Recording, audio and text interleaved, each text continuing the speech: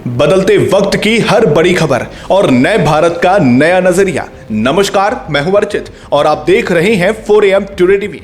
आज हम सिर्फ खबर नहीं दिखाएंगे, बल्कि उस खबर के पीछे छिपे असली सच और उसके असर से आपको रूबरू करवाएंगे। इस वक्त एक ऐसी खबर सुर्खियों में है जिसने सबका ध्यान खींचा। क्या है इस पूरी कहानी की सच्चाई? आइए सीधे मुद्दे पर आते हैं और देखते हैं हमारी ये विशेष रिपोर्ट को। इस वक्त की बड़ी खबर आ रही है देश की राजनीति से, जहां महिला आरक्षण को लेकर एक बार फिर नई बहस छिड़ गई है और इस बहस के केंद्र में है बसपा प्रमुख बहन मायावती, जिन्होंने आरक्षण में आरक्षण की बड़ी मांग उठाकर सियासी हलचल तेज कर दी है। बताया जा रहा है कि संसद और विधानसभाओं में महिलाओं को 33% आरक्षण देने की पहल को लेकर चर्चा के बीच मायावती ने इस फैसले का स्वागत तो किया, लेकिन साथ ही एक अहम सवाल भी खड़ा कर दिया। उनका कहना है कि अगर इस 33% आरक्षण के भीतर अनुसूचित जाति, अनुसूचित जनजाति और अन्य पिछड़ा वर्ग की महिलाओं के लिए अलग से कोटा तय नहीं किया गया, तो इसका पूरा लाभ समाज के कमजोर वर्गों तक नहीं पहुंच पाएगा। अब सवाल उठता है कि आखिर मायावती ने यह मांग क्यों की? दरअसल उनका तर्क है कि देश में सामाजिक और आर्थिक रूप से पिछड़े वर्ग की महिलाओं की स्थिति आज भी काफी कमजोर है।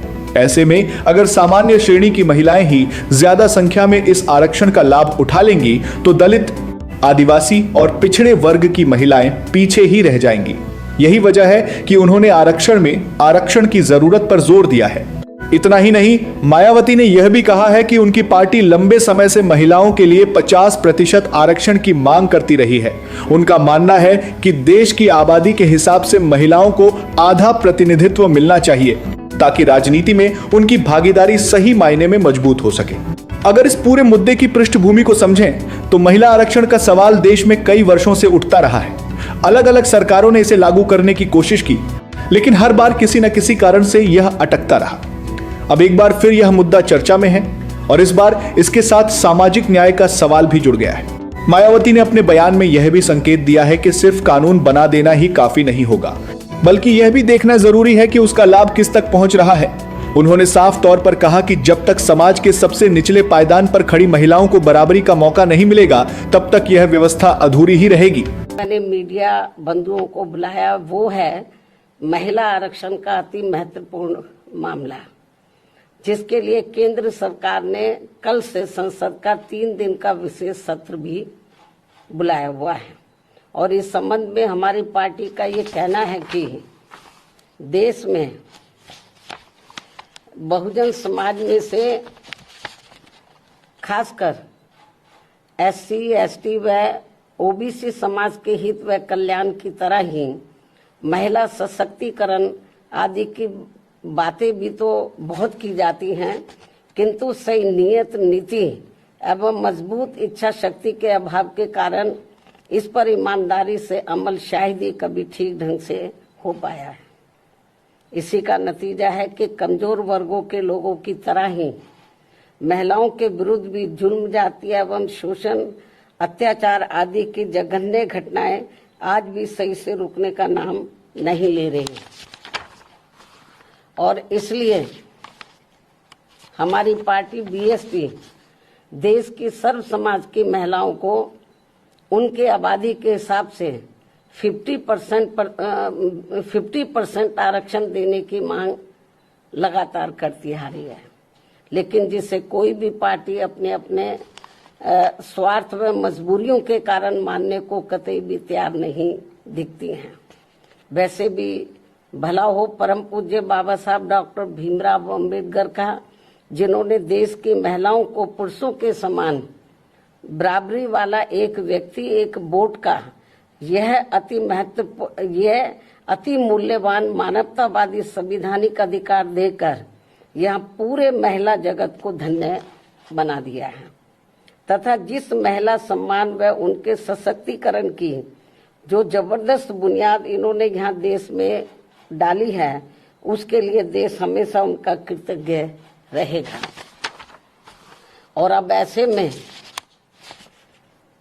देश की संसद, लोकसभा में व राज्यों की विधानसभाओं में महिलाओं को 33% आरक्षण देने की प्रक्रिया को काफी लंबे इंतजार के बाद ही सही व अन्य इसे आगे बढ़ाने की सही व अब इसे आगे बढ़ाने की कार्रवाई का हमारी पार्टी स्वागत करती है। हालांकि बहुत डिले है, फिर भी हमारी पार्टी इसका, चाहे वो डिले भी हो गया, फिर भी इसका वेलकम करती है, स्वागत करती है। वास्तव में महिला आरक्षण की असली हकदार शोषित व उपेक्षित वर्गों में भी खासकर सामाजिक, राजनीतिक एवं आर्थिक रूप से लगातार पछाड़े जा रहे एससी, एसटी व ओबीसी समाज की महिलाओं को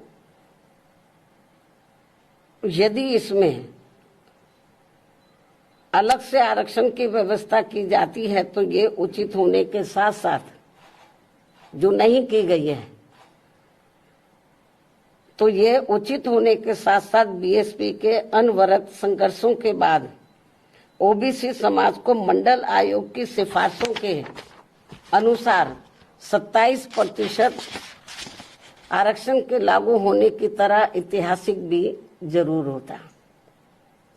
लेकिन ऐसा नहीं होने से इन वर्गों की महिलाओं को महिला आरक्षण का पूरा लाभ क्या मिल पाएगा, इसमें लोगों को काफी संदेह है तथा महिला आरक्षण के वास्तविक उद्देश्य को काफी हद तक नकारने जैसा है।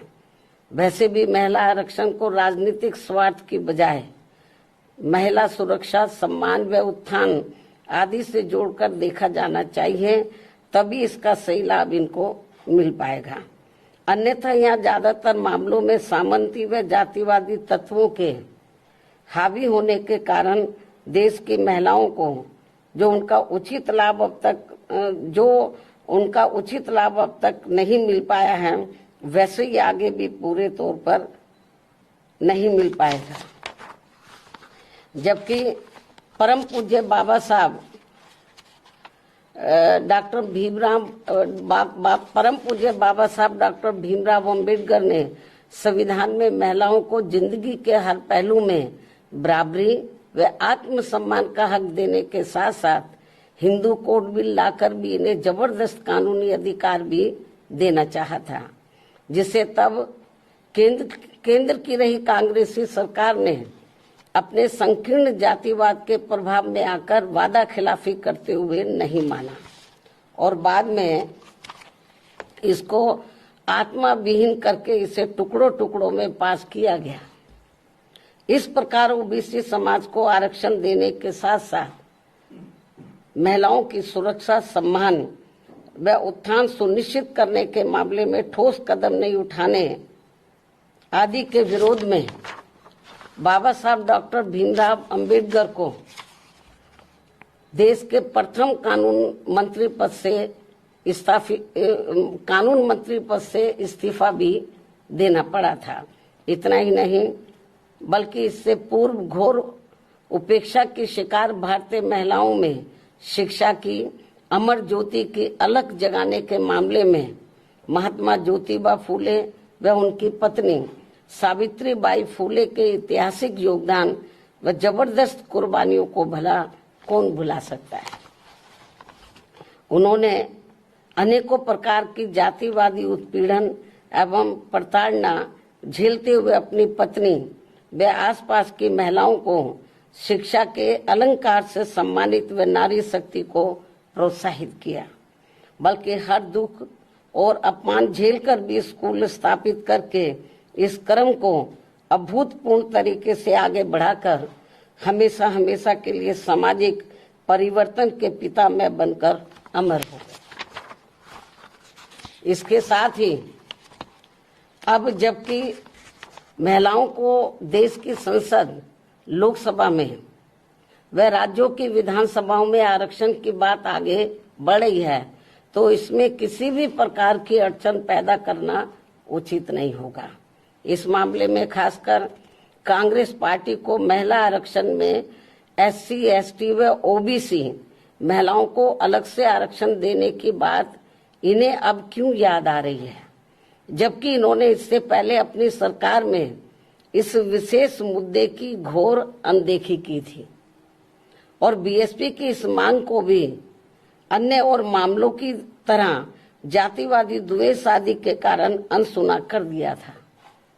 ऐसे में कुल मिलाकर बीएसपी का संक्षेप में यही कहना है कि देश में महिलाओं की लगातार हो रही दयनीय स्थिति को देखते हुए बेहतर यही है कि महिला आरक्षण को संकीर्ण दलगत राजनीति से दूर रखते हुए इसको जल्द से जल्द लागू किया जाए, ताकि कुछ ना सही ये थोड़ा ही बेहतर होगा, थोड़ा कुछ तो मिले इनको। साथ ही महिलाओं की सुरक्षा, सम्मान व उत्थान आदि के मामले में सभी लोग अपना मन भी जरूर चंगा करें, ताकि देश को कटौती में गंगा मिल सके। इन्हीं जरूरी बातों व सुझावों के साथ ही हमारी पार्टी वर्तमान केंद्र की सरकार द्वारा संसद में, लोकसभा व राज्यों की विधानसभाओं में 33% दिए जाने वाले आरक्षण के फैसले का स्वागत करती है। हालांकि हमारी पार्टी तो शुरू से इसकी पक्षधर थी कि इनको 50% मिलना चाहिए, चलो थोड़ा घना इनको मिल रहा 33%, इसका भी हमारी पार्टी वेलकम करती है। धन्यवाद। ताजा स्थिति की बात करें तो इस बयान के बाद राजनीतिक हलकों में बहस तेज हो गई है। कुछ लोग इसे सामाजिक न्याय की दिशा में जरूरी कदम बता रहे हैं, तो वहीं कुछ इसे नई राजनीतिक रणनीति के रूप में देख रहे हैं। आने वाले समय में इस मुद्दे पर और चर्चा होने की संभावना है और यह देखना दिलचस्प होगा कि सरकार इस पर क्या रुख अपनाती है। अब बड़ा सवाल यही है कि क्या महिला आरक्षण के भीतर अलग अलग वर्गों के लिए अलग कोटा तय किया जाना चाहिए या फिर एक समान आरक्षण ही सही रास्ता है। आप इस पूरे मामले को कैसे देखते हैं? आपकी राय क्या है? हमें कमेंट बॉक्स में जरूर बताएं।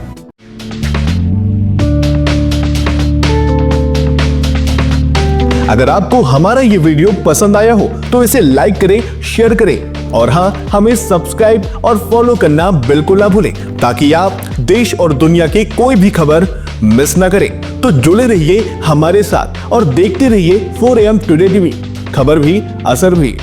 फिर मिलेंगे एक और नई खबर के साथ, तब तक के लिए नमस्कार, जय हिंद, जय भारत।